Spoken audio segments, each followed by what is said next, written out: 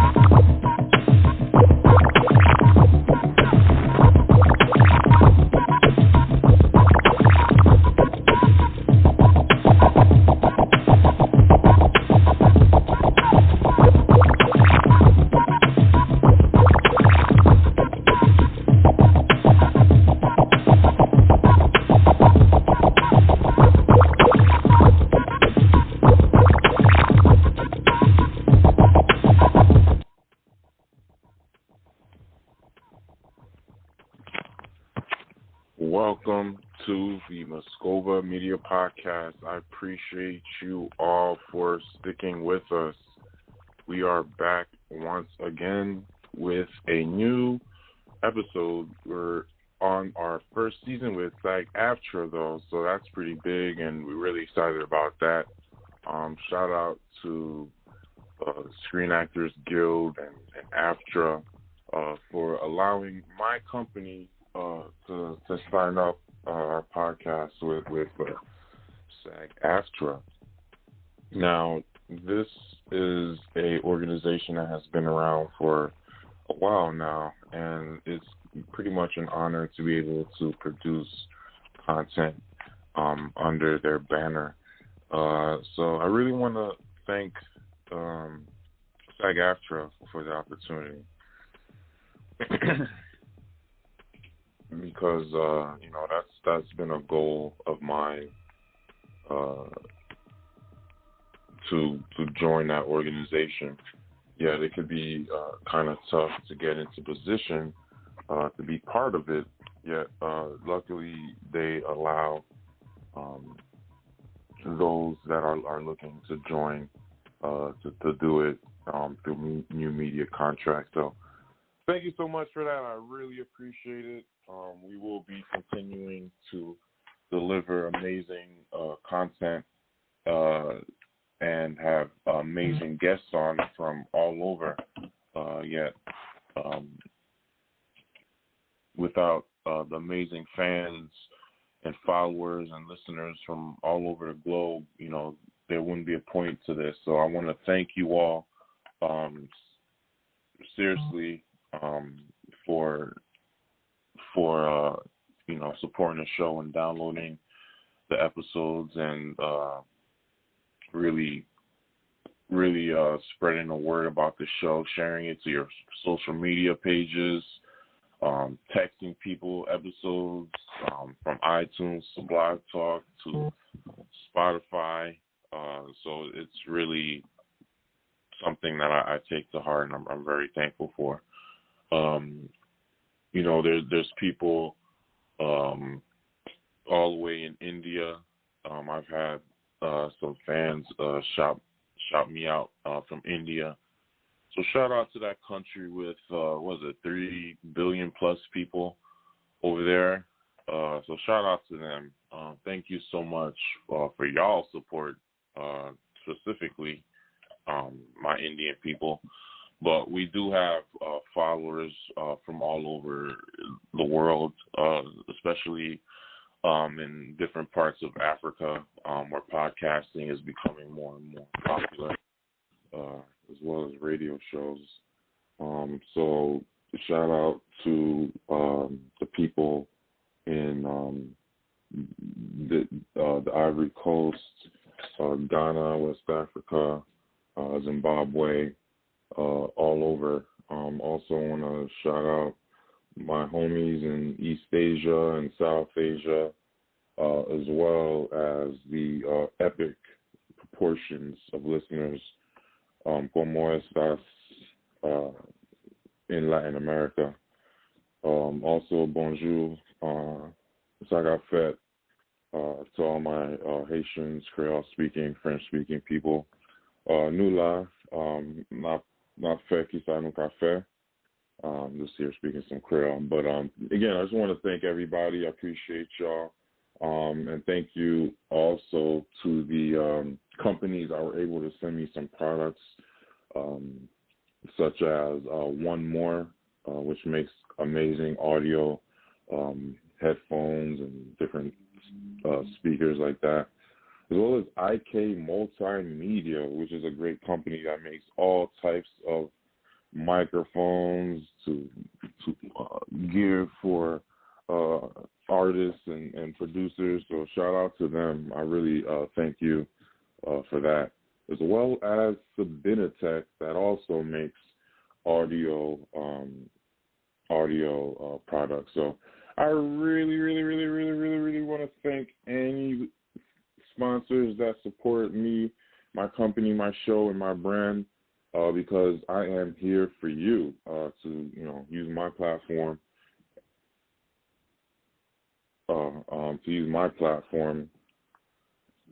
to really push their their brand. So I'm just thankful. We have over 18,000 downloads thus far, and let's get another 1 million downloads. My fans, if you really want to get even greater content, really push the shows. We're on YouTube, Spotify, everywhere. Again, I want to thank the sponsors. I want to thank SAG-AFTRA for supporting and believing in us. And I'm going to continue to deliver as I see fit and as I'm capable. So thank you really much. Before I know, without you guys, it'd be a little bit tougher, a little bit less fun, but you make it more worthwhile to really provide all these amazing tips. And as you guys know, on here, I'm always professing self-help and self-awareness and different ideas like that. So if you guys need any resources, be sure to DM me, and I'll definitely be able to send some resources out there. Instagram is instagram.com/vmoscova, and let's get it on and popping over there. Yet today, besides making all you guys aware of the new SAG-AFTRA deal, I actually have on board an amazing actor who's been part of SAG-AFTRA for many years as an actor, performer, just great talent, able to do so much, whether it comes from voiceover to acting in different movies. This man basically can, do it all as far as making sure that he can project what the writer is trying to project on screen. This man has, quote unquote, mastered that.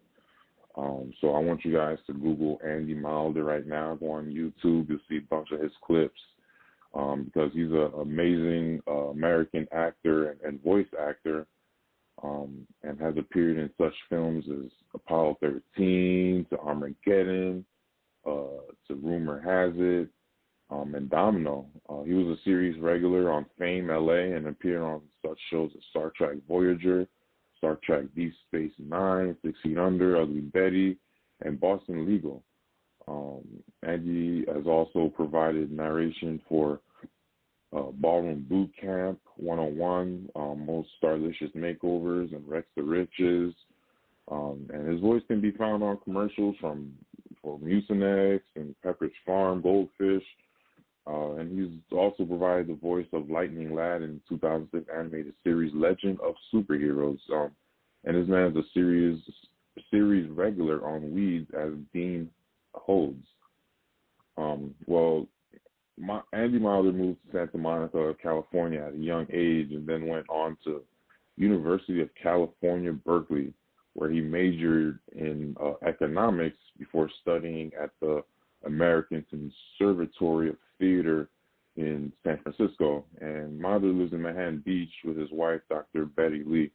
So be sure to go to Google and look him up and go to check out his amazing work. But after you do go to YouTube, why not go on Netflix or wherever platform you can find and look up some of these movies that he was in, and definitely check them out and share them on all these amazing shows to see what I'm talking about.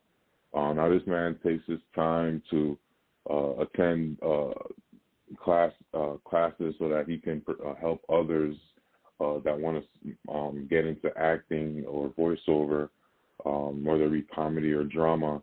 And he takes his time every week to help my other professor or teacher, whatever you want to call them.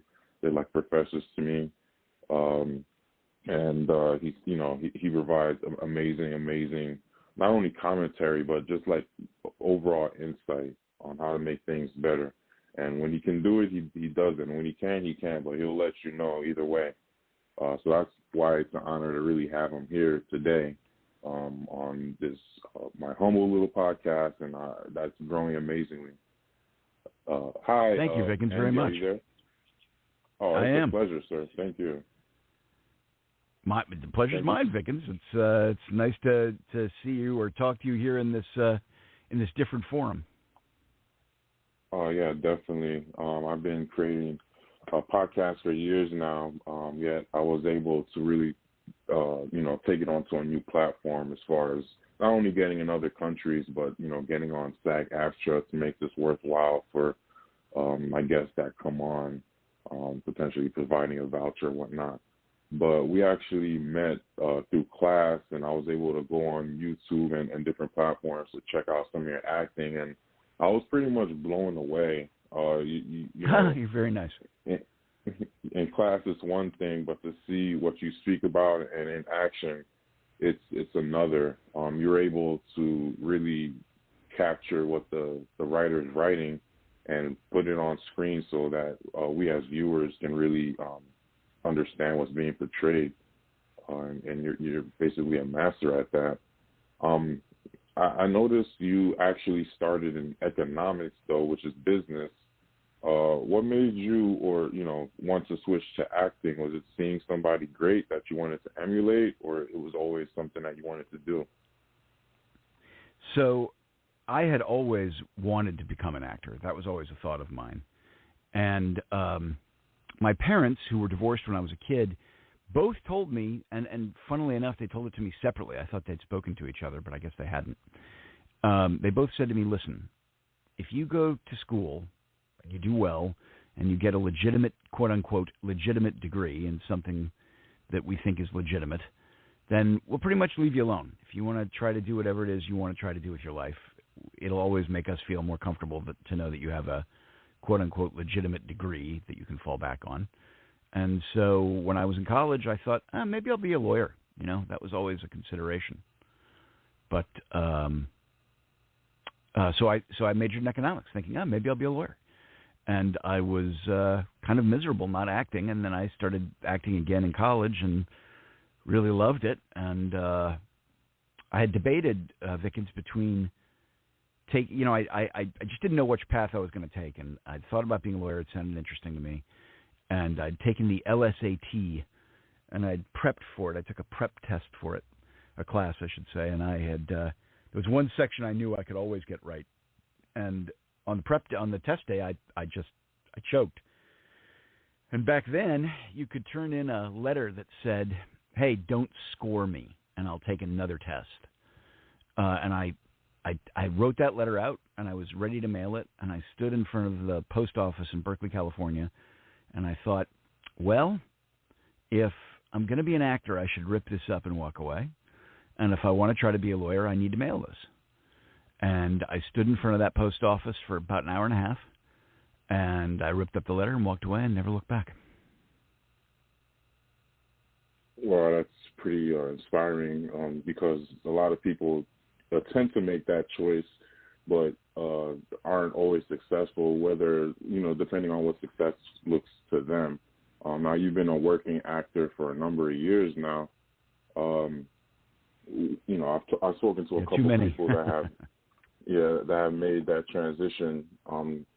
But, many of them have like resources in place, whether it be, a school or a acting coach to latch onto. You're already in California, so you're already living there. How were you able to did you just start going to classes and then you eventually got a manager? The first thing I did was get into classes. So right after I graduated Berkeley, and as you said, that was a degree in economics. I enjoyed economics. It was fun. And I did theater at Berkeley, but I didn't major or minor in it. So for the summer, right after I graduated, I went to the American Conservatory Theater in San Francisco. And then after that summer program, I moved down to L.A. and found classes. And I took a bunch of classes. Charles Nelson Riley was a teacher of mine. He was a great teacher. Probably my favorite teacher was a guy named Larry Moss. You and I have discussed Larry Moss in class. He wrote a book called Intent to Live, which I think is a dynamite book on acting and should probably be read by everybody who wants to be an actor anyway. And I lucked into finding an agent. My brother had tried to be an actor. Hadn't worked out well for him. But he had a friend who was an agent, and she said, well, Andy, I tell you what, I won't take you as a client yet because you're brand new and you're just moved out here, but I'll send you out on a couple of things and let's just see what happens. And one of those things was a pilot for a TV show of The Revenge of the Nerds that Fox was going to do.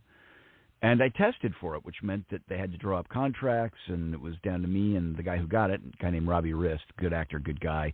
Was on the Brady Bunch, a whole bunch of stuff. Anyway, it came down to he and me, but as soon as I had to sign contracts, the agency signed me. So I was kind of very fortunate. I was on my way a little bit, and I had an agent, and that was the first thing I needed. And then, by the way, I still took classes in other things. I took classes in voiceover training. I took classes in commercial acting, and all of those led to other hookups with agents and that sort of a thing. So you really can't work in L.A. without an agent, and I was very lucky. I got mine rather quickly.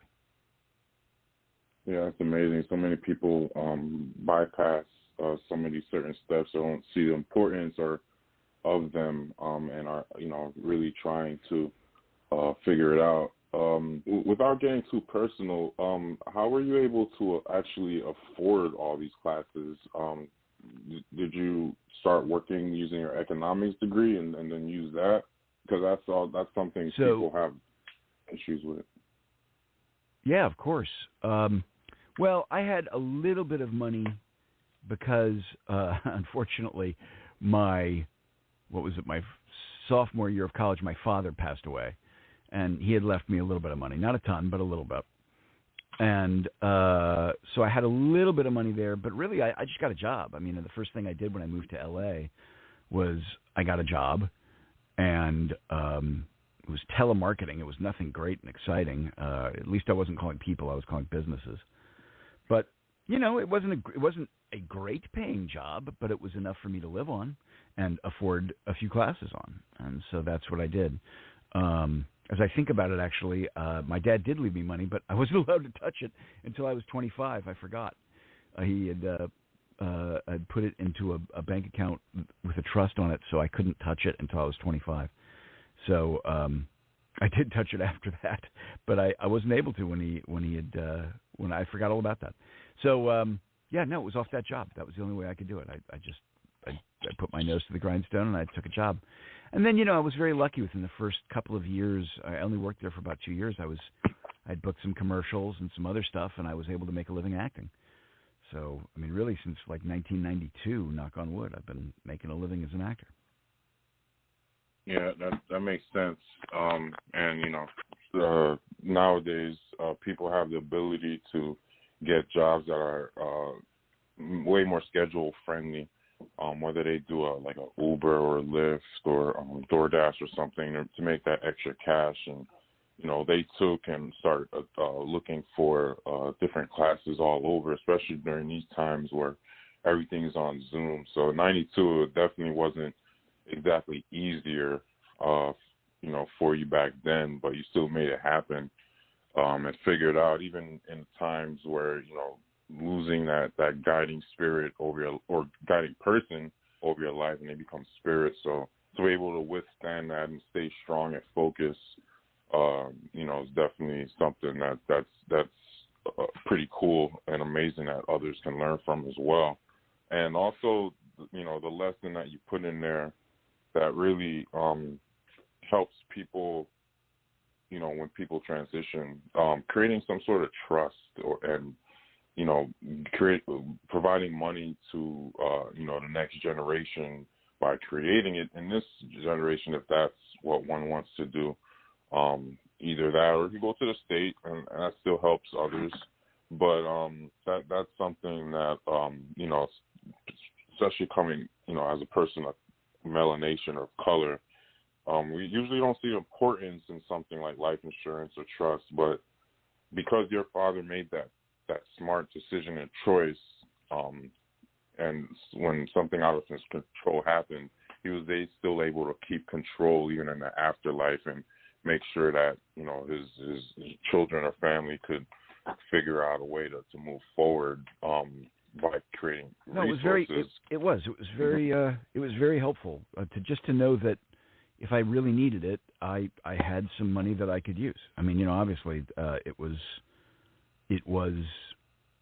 really helpful at the time. And again, it wasn't, I'm not going to lie and tell you it was like millions of dollars. It certainly wasn't. It was not that much, but it was enough that I knew that if I really came into hard times, I could access it and help myself out. And I was very fortunate. I really didn't need to access it much, mostly because I got lucky. I started booking jobs and working as an actor, and that was very fortunate. Right. It's just funny because trusts are like new news in certain communities, but that's pretty good, like you said. As far as acting, what are some things you noticed that, even maybe a new student or people you've been with a while, or even seasoned actors, that you see like, what, they definitely need to be in a class, or whoever's teaching them is teaching them that wrong? Where there be some methods on acting or things you notice when people try to prepare. What are some things wrong that you feel that people can improve on if they really want to be an actor or voiceover actor? It's kind of hard to answer the question the way you phrased it, I think, Vickens. So let me say this. I think every actor, especially starting out, should be taking acting classes. I don't care how good they are. I think they should be taking acting classes. And the reason I say that is there's always something to learn in an acting class. There's always something to learn in an acting class. And whether that be a new technique, whether that be a way of accessing emotion or feeling inside yourself that you weren't aware of before, there's always something to learn. And frankly, if I'm going to be honest, yeah, I think probably all actors through their life should be taking a class in one form or another. I can't tell you that I've done that. I did take classes for a long time, and then when I started working a little more consistently, I stopped, and I stopped mostly because I ran out of time. I was working enough at the time that I just didn't have a lot of time for it, and then I got lazy and didn't continue. Having said that, I still have been working with friends of mine, and that is not dissimilar, I think, in many ways to taking an acting class. They help me with auditions. I help them with auditions. So that's similar, and these are working actors who have been doing this for, decades. So there's that. But I think that everybody should be taking an acting class. I don't care whose it is. And the actual answer is, when I say I don't care whose it is, if you're not getting something out of that acting class, if you don't feel like that acting class is feeding you and you're getting something from it, get out. It's not the right class for you. There's a million acting classes out there. Find the one that works for you, and go with it. And you mentioned earlier that Jeff and I teach an acting class. That's Jeff Blake, and he. What I like about that, frankly, is last week he and I got into a huge argument teaching the class about things, and that's what makes it exciting and interesting to me, because he has a very different way of approaching work, and I have a very different way of approaching work, and that's what the students should be getting. They should be getting a different way of approaching, whether it be from one teacher or two, about how to approach material, how to analyze text, how to get the most out of it and give a great performance. Definitely. And that's definitely what makes attending your class amazing. How we're able to get two seasoned actors that aren't really trying to be the same, or they're open to different ideas. And sometimes you agree many times, and sometimes you don't. And we all, as students, get way more out of that, like you say. Just having those different perspectives in one place that can speak to each other and help us figure it out. So class has definitely been almost therapeutic for me, especially during these times of COVID where people haven't been able to network the same. Yet you guys have been pretty amazing to allow us to be working with you. Now you've been in such cool, amazing movies. What were some of your favorite parts in movies, or your favorite movies or TV shows or voiceover commercials that you worked on? Geez. Well, Jeff and I met on Apollo 13, and I met a bunch of really great guys on that show. So I have to put that as one of my favorite experiences. It was my first big movie, to be honest with you. I'd been in a couple of smaller films, didn't quite do as well in the box office, but Apollo was great for a lot of reasons. Ron Howard is an amazing director, and just a genuinely nice guy. He gives off that vibe. People are like, "Is he really that nice?" Yeah, he really is. He's great. And I met Jeff there, so that would have to be one of them. Certainly Weeds was a lot of fun. Golly, I had a lot of fun on that show. They put my character through several different types of hell, and that was just fun to play and a good time. I had a fun time on Criminal Minds. It was one of the most difficult jobs I've ever done, but I really enjoyed that. I don't know. Vickens, there's always something to be found and gained and enjoyed from almost every experience. I do say almost because certainly there's that one or two where you're like, God, this stinks. But generally, I don't know. I've really enjoyed it. I've really enjoyed most of the jobs I've done. That's amazing. Now, if we could get our law of attraction on, what type of projects or jobs, are you really looking to do in the future, or you would hope to do, or hopes, would be created for you to start working on, whether it be voiceover or, a different TV show series that you can, get a position on? Yeah, I think right now the most interesting work that's being done is television. That's not to say that movies stink or anything. I think TV has finally figured out that it can make, it can make a long form program. You look at shows like Fargo, where he does it by season. So maybe that's not the best example, but you get a 9 hours of entertainment with character development throughout. In a movie, you only get 2 at the most, or 2.5, So I think TV kind of is where it's at right now. And, I like what I do, Vickens. I don't necessarily have a dream job anymore. I really just like doing what I do. So my answer is I'd love to find a series to land onto and just try to explore that character, explore what the writers are giving me.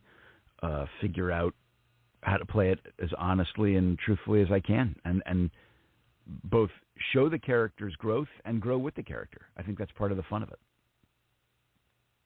Yeah, it's amazing.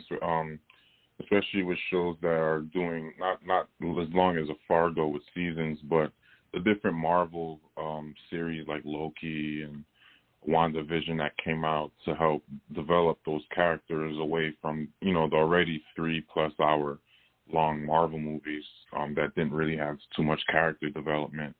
So that's a small too many characters, example. Yeah. Sorry, Vic, so I didn't many mean to interrupt you. It's just too many. Oh, no, you're good.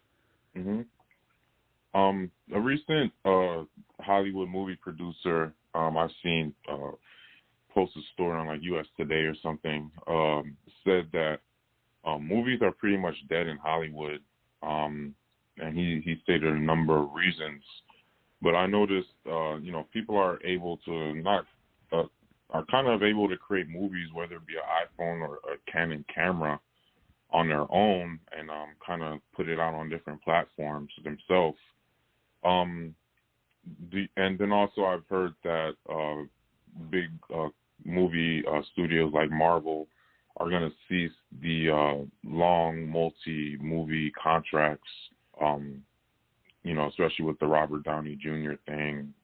I think he wanted a lot more money because he developed Iron Man into such an amazing character and really catapulted those movies.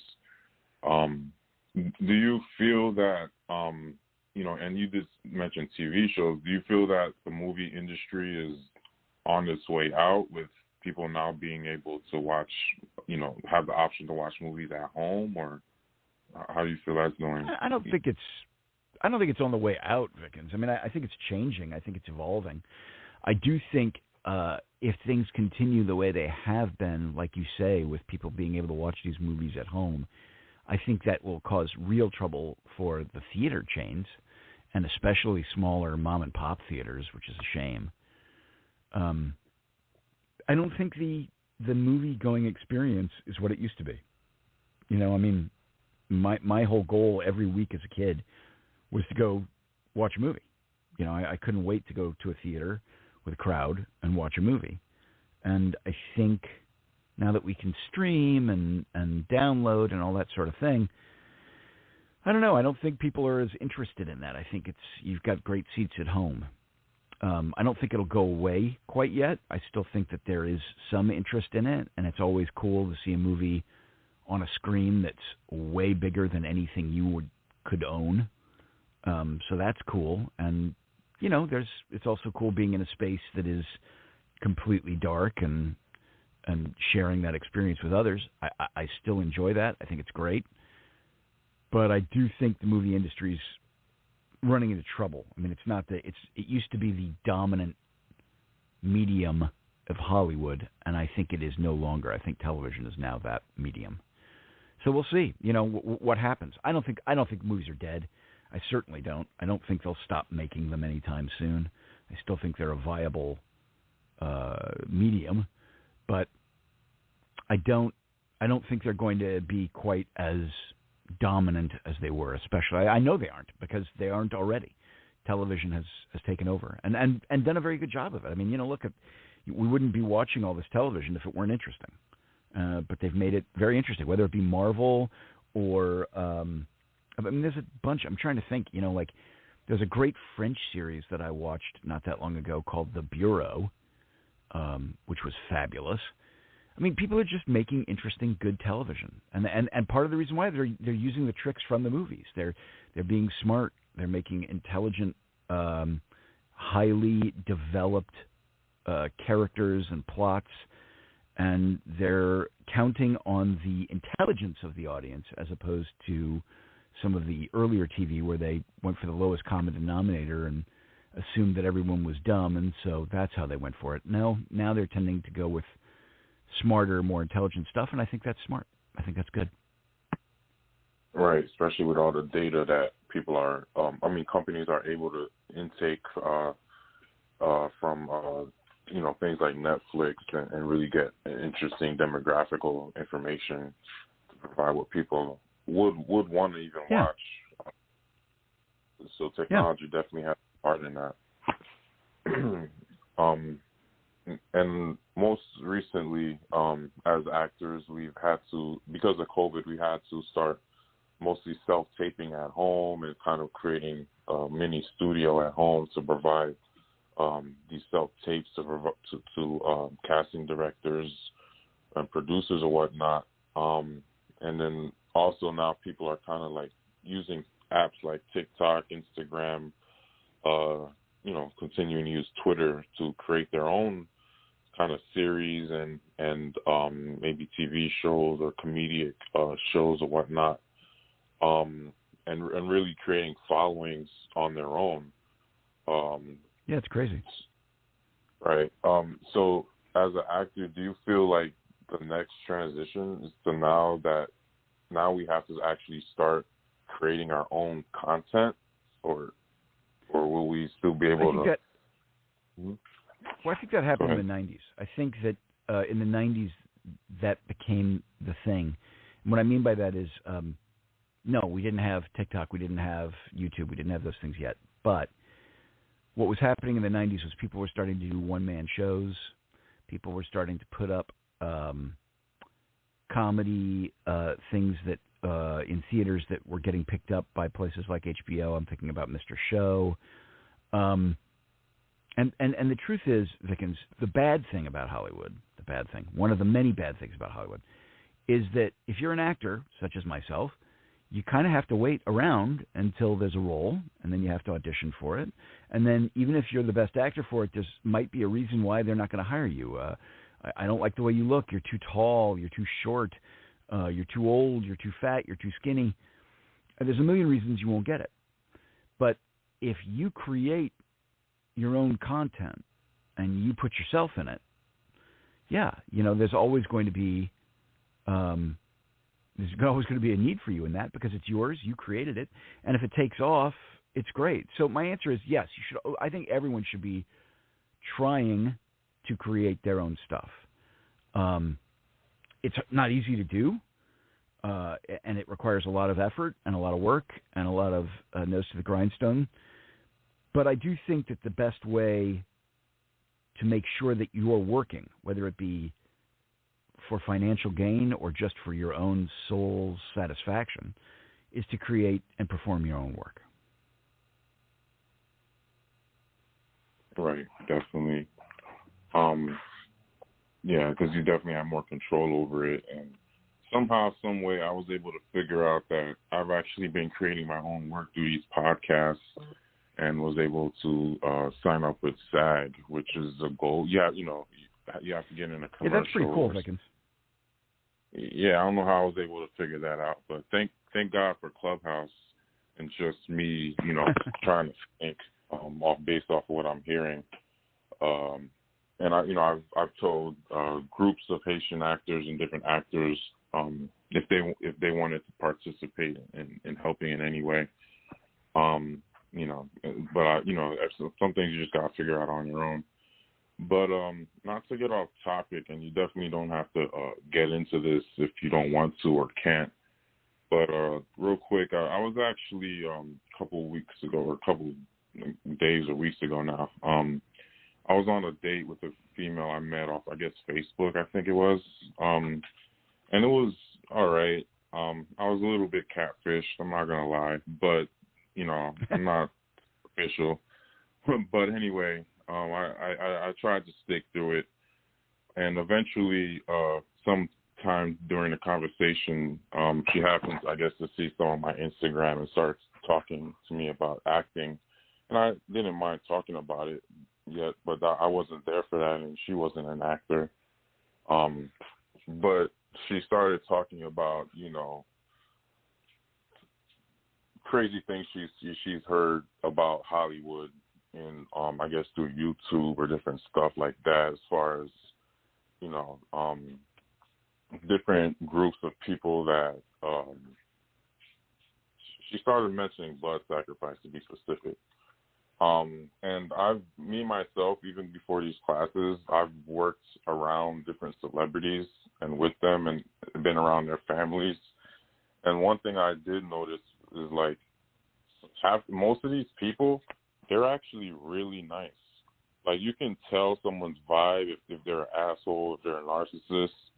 But if you, because I was able just to observe them and talk to them, and you know, whether it be like an LL Cool J or just, I mean, I've been around many people, the LES twins, just Raven Simone, Angela Simmons, you know, so I have connections to these people, whether it be through their management. But one thing I've noticed, most of the time they're actually nice, giving people. They just happen to have a lot of people that look at them. And no one has ever, for the most part, has ever tried to do anything weird around me or to me. Yet in the modeling, when I've done modeling, I have come across weird people that have wanted to do different things. But as I've gone around the world and worked around different people, I've noticed you can find bad apples anywhere, or people that do. Yeah, that's exactly it. Yeah, so I'm Go like, ahead, sorry, Vic. But yeah, so that's pretty much what I was trying to explain to her. And I'm like, you know what? There may be some people that do crazy things over in quote unquote Hollywood, but there's probably someone crazier right on your block that's doing something way worse. Yet, unfortunately, no one can really know about it or sees about it till it's either too late or, you know, something crazy happens. You know, so that's so if I may chime in, Vickens, go ahead. This whole blood sacrifice thing has become kind of popular in culture nowadays. I'll tell you this: the blood sacrifice concept goes back centuries. It was used to vilify different groups of people. Jews were told that were blood sacrificed. In fact, the Jews have a holiday called Passover, and part of the reason they for Passover tend to invite strangers or people they don't know very well to come to their Passover house, apparently, is because they wanted to show this is just we're just sitting down and eating a dinner. There's nothing, because they were accused of putting, I think it was child's blood in matzah, which of course is just water and flour. This whole child sacrificer and or child's blood and all this stuff, it's just a way to get people to be submissive to another group of people. If I say to you, I know that these people are doing blood sacrifice, instantly you look to me as a source of information and knowledge, if you believe me. And even though that's a complete and total lie, and then I can hook you into other lies, and then eventually you trust me and you don't trust, the real news, and that's what winds up happening. I'll tell you this, Vickens, not only are you right when you say there are crazy people everywhere, I've met some real jerks in Hollywood. I've met some really wonderfully nice people in Hollywood. And even the jerks, even the worst people I've met, I mean, like really awful people as far as I'm concerned, there's no blood sacrifice. There's none of this. I mean, could they be doing something completely horrible in their house? Yeah, they could be, but I just don't believe that anybody really is doing this crazy nonsense. I think it's just an attempt, like I say, to control people, to get them to believe something and be enraged and be infuriated, because I would be, certainly, if there really were people doing these horrible things to children or to, I'd be furious. I'd want to stop it immediately. But it's not happening, at least on a broad scale in Hollywood or frankly anywhere that I'm aware of. And so I think it's just she's buying the bull, she's drinking the Kool-Aid, she's bought the snake oil, she's buying the bull, and she just wants to be mad about something. And it's a good thing to be mad about if it were true, but it's not. It's not true. Right. I mean, Angela Simmons, almost every time she's doing something for the children, the holiday toy drive. Yeah. I'm like, someone's of a negative spirit, why would they actually do these positive things? And then I talked to her about me. Right. And then I talked to her about me actually growing up in a Haitian household and learning about our history and seeing some things that we do. I'm like, you know what?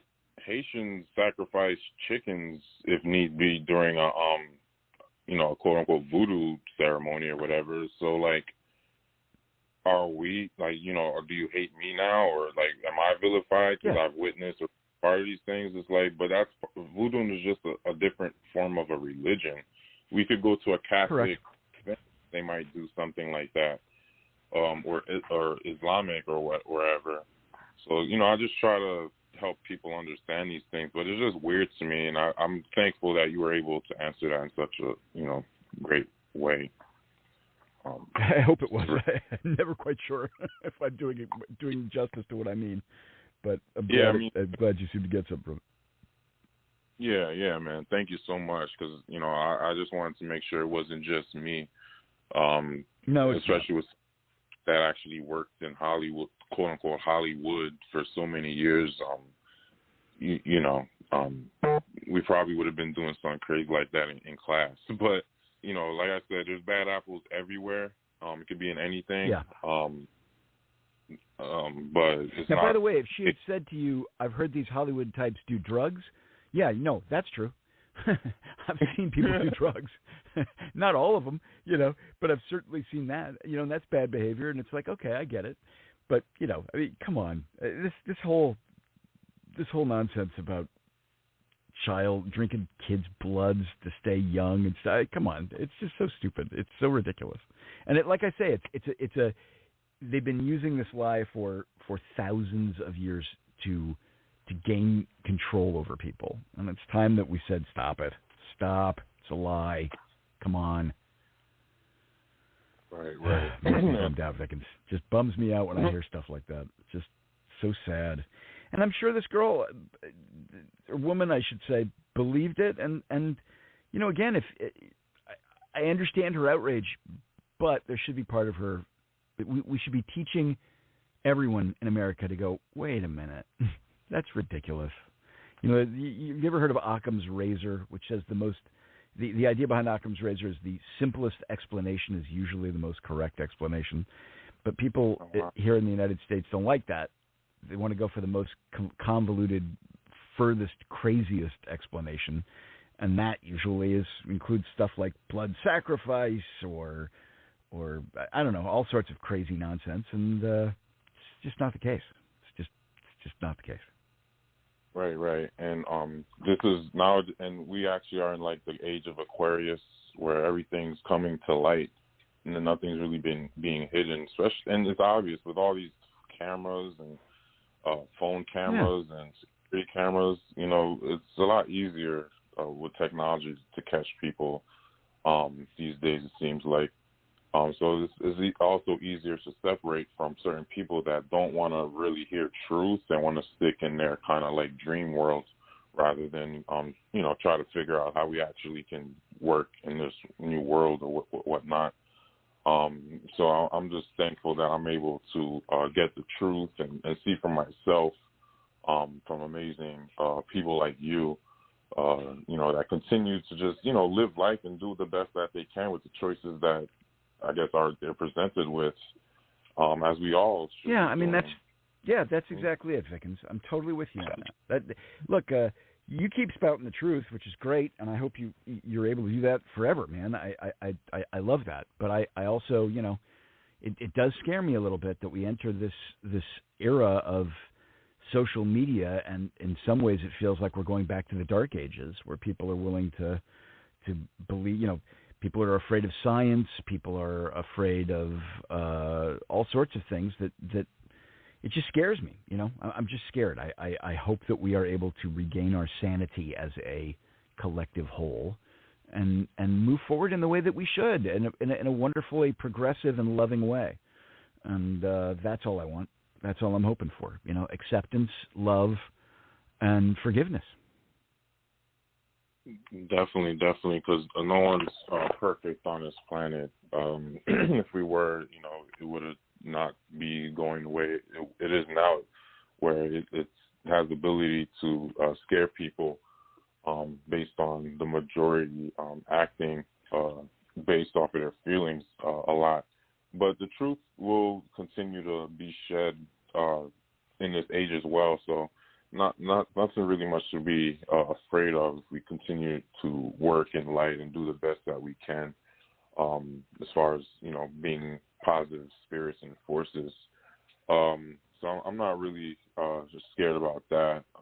It's just, as individuals, we have to really figure it out one by one, because no one can really force another person to understand or know the truth or whatever. People kind of have to get it for themselves and experience, and that's what people are able to. That's very true. And that's what people are able to not do these days, because we're always on our phones or distracted with something else, and not able to really think and really understand these ideas that may matriculate through our brains. But I really could probably speak to you all day, and I have to get back in a class so we could work and speak from there. But I just really wanted to thank you so much for taking the time out and scheduling with me to stop by this podcast as we continue to grow and build, and really shedding light on some weird, dark spots. Hopefully we can. Vickens, it's my pleasure, man. It's my pleasure.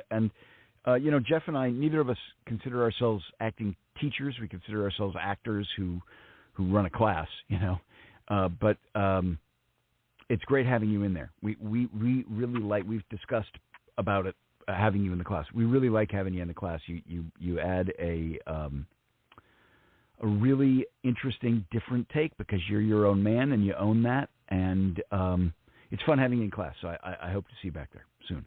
Will do, sir. Thank you so much. And again, where can people find you if they want to look you up for your stuff or book you or whatnot? AndyMilder.com. AndyMilder.com. AndyMilder.com. And our class, if anyone is interested, is I believe just got it under the Working Actors. Oh heck! Now I'm going to blow it. I should have had this on my agenda. Do you know, Vickens? It's the Working Actors. Works. No. Let me Google it real quick. Shame on me. WorkingActorsStudio.org. Actually, .org. WorkingActorsStudio.org. Jeffrey Lake's Working Studio. And again, that's an amazing class. .org. Thank you. No doubt, anytime. So yeah, definitely go to AndyMilder.com, WorkingActorsStudio.org, and let's make it happen, people. Thank you again, Andy, for coming on, and have a great rest of your day. Thank you, Vickens. All right. And there you have it, guys. We had an amazing guest, Andy Milder. Thank you for stopping by and listening. We dropped some amazing tips and insight for all you amazing people out there, not just actors, because this stuff can translate into other aspects of life. So even if you're not an actor, check out that class, and it may help you just gain confidence to do that corporate job or wherever you may be, so you can be a better actor there. You know what I mean? Like, sometimes we have to put on a different face so we can do what we got to do, get those dollars. But definitely check out those sites and see about maybe attending a Zoom class or auditing the class or whatnot, and really providing your side and your perspective. So again, thank you for all the amazing listeners. Thank you to SAG-AFTRA for allowing me to sign up my company and set up my company to do this. Thankfully, I had one since 2014, and I really wanted to do something like this for a while, and the ability to do it is pretty dope. So thank you so much, my amazing listeners, for stopping by and listening to me just build and grow. If you keep studying and learning, you can really figure out what you want to do in life too. And everything is possible. If you need any help, definitely follow me on Instagram.com/Moscova, go to my website, moscovaenterprises.com, and let's really get it on and popping. You know, I really, really appreciate you all for just, you know, providing value and allowing me to provide value. So I don't take that lightly, and I really appreciate it. And I thank God every day for the ability to do these things and to really network and grow. Thank you so much, everybody. Have a really, really great rest of your week, and we will have a new episode soon, hopefully with Jeff Blake from the Working Actors Studio.org. And if not, I do have some ideas for some other shows in between that. So thank you so much. Know that there's another person around the world that has your back, and that will help support you in any way that I can. And thank you so just for downloading, sharing with your friends, because I could see the stats. I'm not just saying this to say this. I see y'all where you're at, and the people that, you know, the country that makes the biggest impact, I'm definitely going to continue to shout you out and provide content specifically for you. So thank y'all, and we is out here. All right, here. Thank y'all. Love y'all.